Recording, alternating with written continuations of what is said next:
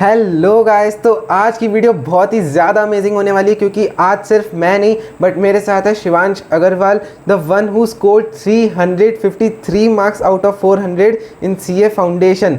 मतलब it's like 350 plus marks तो people can't even dream of, जो कि ही अचीव्ड इट। तो आई रियली वांट कि तुम लोगों को भी उसके इंसाइट्स मिले, उसकी स्ट्रैटेजी सब कुछ पता चले।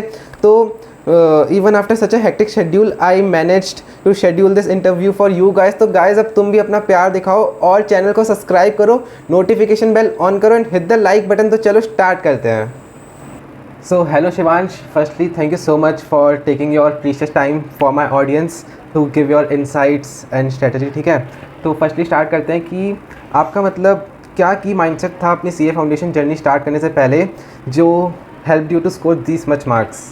सो फर्स्ट ऑफ ऑल तो मैं वैभव को थैंक यू कहना चाहूँगा for inviting me and yes basically so मेरा जो फाउंडेशन का टाइम था वो दिसंबर 23 था एंड आफ्टर क्लास 12th ये था कि अब लाइक 9 मंथ्स है मुझ पर।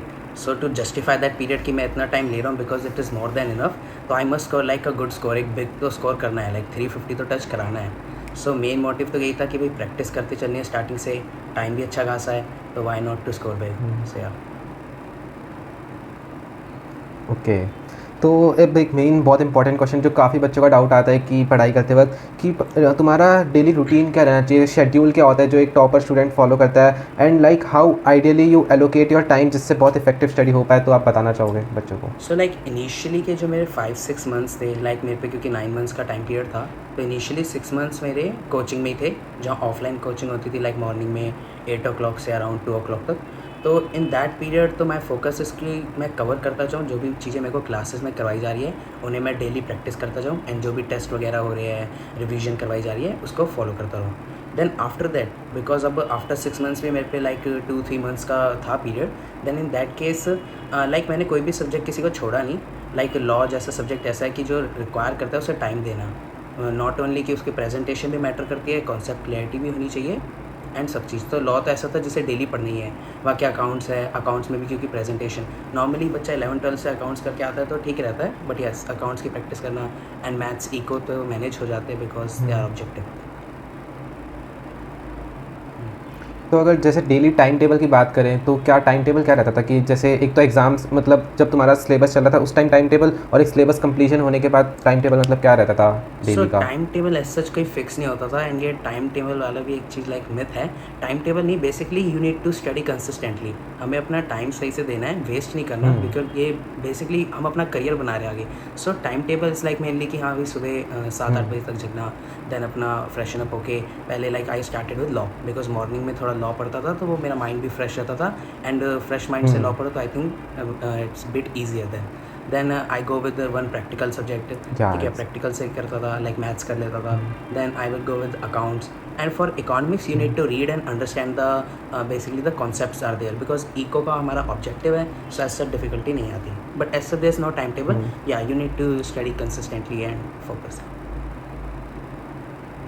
Okay, and then if I talk about जो आपने बुक्स कौन सी रेफ़र करी and then study material ICA का यूज़ करा था या नहीं करा था, एंड देन जो बुक्स भी आपकी थी तो what was your approach to them, मतलब what was your way of studying them. See in the practical subject accounts और मैथ्स आर देयर, वहाँ तो क्वेश्चन ही आपको सॉल्व करने हैं। सो बुक्स का तो इतना नहीं है, बस हाँ ये है आईसीए मॉड्यूल के क्वेश्चंस को सॉल्व करना एंड जो भी आरटीपी एमटीपीज वगैरह आते हैं उनके क्वेश्चन सॉल्व करना, क्योंकि प्रैक्टिकल में जितना आप प्रैक्टिस करोगे देन उतना ही अच्छा होगा एंड उसके लिए लाइक वो सब चीज़ें। For law I recommend ICA module. ICA module starting में थोड़ा लगता है कि यार थोड़ा मतलब समझ नहीं आ रहा, बट या फॉर मतलब लॉ के लिए इट इज़ बेस्ट, उसको फॉलो करना। बाकी या मतलब लाइक कोचिंग्स अपने स्टडी मटेरियल देती है, मोर अरेंज होता है तो उसे भी कर सकते हो क्योंकि वो भी आईसीआई मॉड्यूल का मोर ऑर्गेनाइज्ड मैनर में होता है। बाकी for economics you can refer ICAI module और your like coaching study material, there is no issue in this. So yeah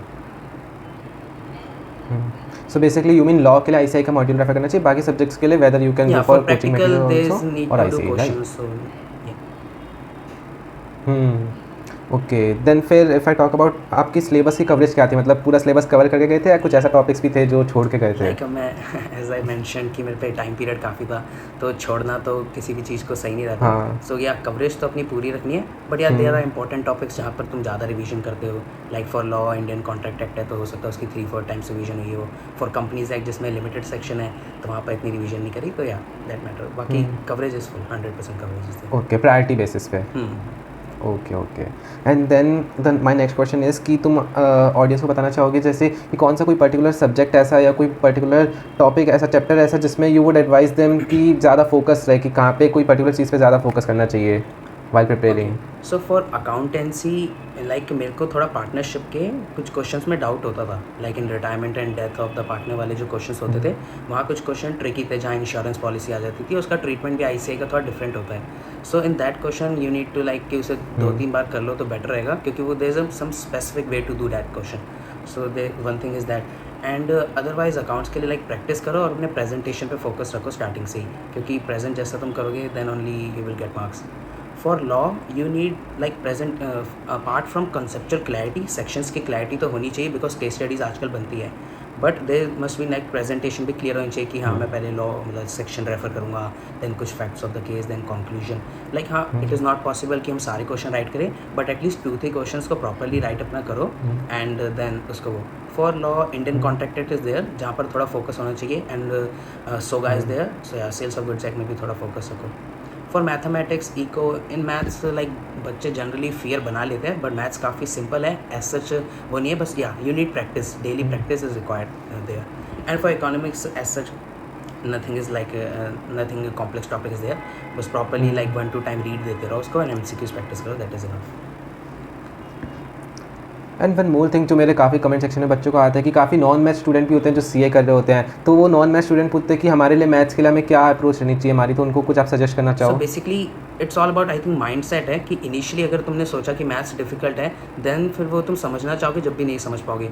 सो और मैथ्स फाउंडेशन लेवल पे देयर इज नो ट्रिकी कि ऐसा नहीं है वहाँ वेक्टर है या कोई ट्रिग्नोमेट्री या इंटीग्रेशन का सच है, और जो अगर इंटीग्रेशन है भी वो भी ऐसा कि 2-3 मार्क्स का ही आता है। देयर इज लॉजिकल रीजनिंग का पार्ट जो बच्चे हैंडल कर सकते हैं इजीली, देयर इज स्टैटिस्टिक्स जहाँ पर फॉर्मूला बेस्ड है, थोड़ी थ्योरी है। So you need to like कि अपने आप को mentally you should be ready कि हाँ नहीं ऐसा डिफिकल्ट नहीं है, बट हाँ मेंटली अगर आप अपने आप को पहले ही सोच लोगे कि नहीं ये तो डिफिकल्ट है, देन तो फिर कुछ नहीं हो सकता। बट या प्रैक्टिस इज मस्ट, एमसीक्यूज करो। Exactly, mindset. And in mathematics one more thing I would like to add is that कि मैथमेटिक्स में हम आपको प्रेजेंटेशन नहीं करनी because it's a objective paper.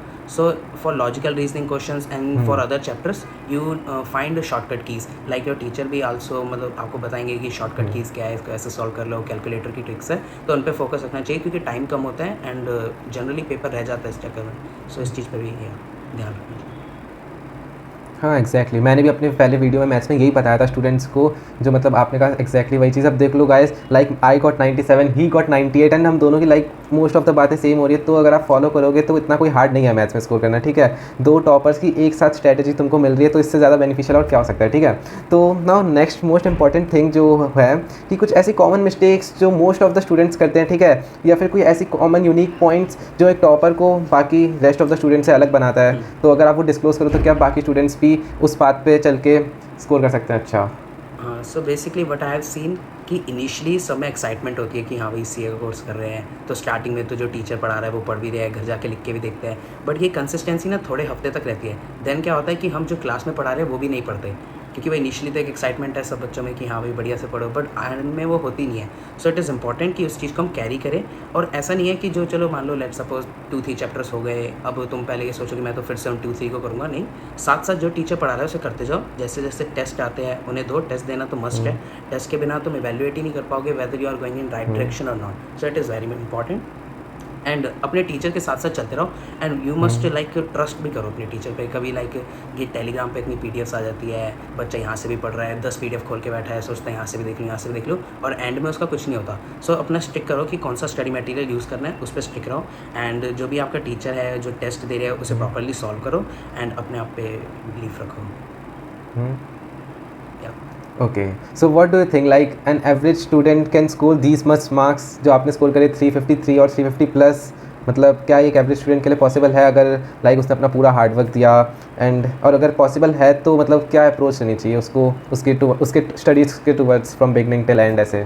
So for an average student it is important कि वो focus result पे ना करे, should focus on the process कि हाँ भाई मेरे को रोज़ ये चीज़ पढ़नी है, इसको रिवाइज करना है। अगर मेरी राइटिंग में दिक्कत है तो हाँ मैं स्क्रिबल करके भी देखूंगा उस चीज़ को, कंसिस्टेंटली पढ़ूंगा, जो टेस्ट दिए जा रहे हैं उसे सॉल्व करूंगा, चीज़ों को याद करूंगा, दैट इज़ इंपॉर्टेंट। और बाकी अपने रिजल्ट पे फोकस मत करो कि भाई पता नहीं मैं क्लियर कर पाऊंगा नहीं पाऊंगा, परसेंटेज ज़्यादा रहती है कम रहती है, उस चीज़ से फ़ायदा नहीं होगा। जो भी अपना कर्म है उसे करते चलो and then things will like it will be good. So nothing matter. Yes, average student को थोड़ा हो सकता है कि उसके थोड़े कॉन्सेप्ट इतने अच्छे ना हो, so he need to give like more time, उसे देना पड़ेगा। फर्स्ट वो ऐसा करे कि एक दो टेस्ट दे, टेस्ट देके उसे पता चलेगा इन विच चैप्टर उसका वीक है और कौन से वो स्ट्रॉन्ग है। So like one golden tip which you would?